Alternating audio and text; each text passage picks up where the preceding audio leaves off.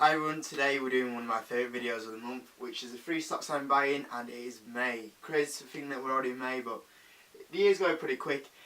So these are my 3 stocks. I'll talk a little bit about the stocks, where I'm going to be selling out of these stocks, and a bit of the news that's going on about these stocks.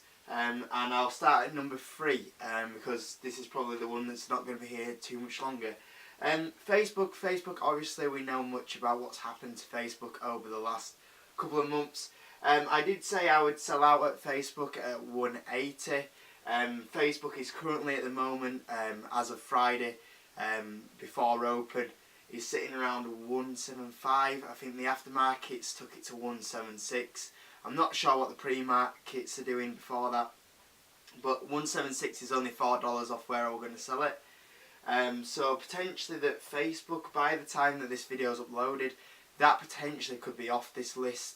Depending on how well the market opens in the morning, I could potentially be selling Facebook off. That'll be a good, about a $10 per share gain. So on 100 shares, that's $1,000 profit that I've made on that Facebook stock, which I'm very happy with. So yeah, really good earnings. I was really impressed with their earnings. Not sure if you saw it, but active users was pretty much where they thought it'd be.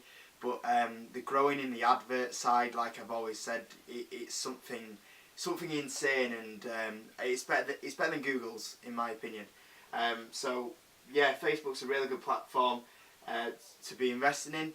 I think now's a good time to take your profits if you invested when in the dip. Just because the news that will come out is that we'll start to see tighter rules put on social media, websites, and potentially this could be a negative effect, and a few shareholders might get a little bit nervy that are in Facebook stock, and we could see a little bit of a sell-off. Could see it drop down to about 170 again, and then it probably rise again. So if that was to happen, then maybe I would get back in at 170. We'll see. But yeah, it was a good position to invest in when it was like down at 153. I didn't get down at that low, but yeah, that was a good stock to be getting in after that dip. And I bet a few people made a tidy profit on Facebook.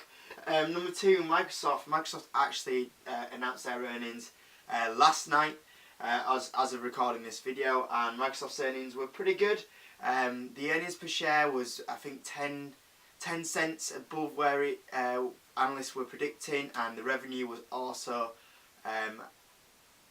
something, what was theirs? I think it was 1 billion more than what they expected, or was it 100 million more?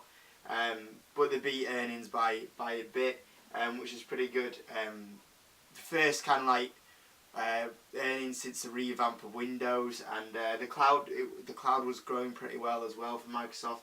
Obviously, it's battling away against Amazon for cloud services, which is obviously a hard battle. Amazon's earnings as well. While I'm just there, Amazon's earnings were exceptional. I'll do a video about a lot of earnings throughout, kind of like an earnings video. Then instead of doing 3 stocks I'm watching, I'm going to do 10 stocks that are a good buy in May. So I'll do that video instead of 3 stocks I'm watching this month.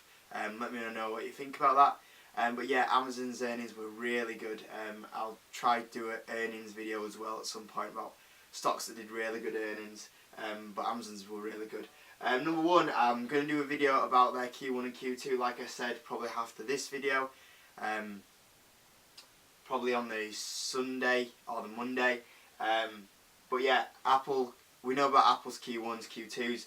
iPhone X sales are predicted to be down loads, which is a little bit worrying.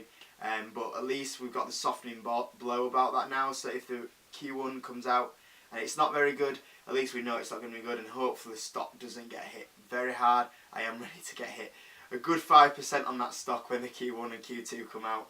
And I think I'm going to hold it. I have thought about selling out and then waiting for the Q1 and Q2, then getting back in.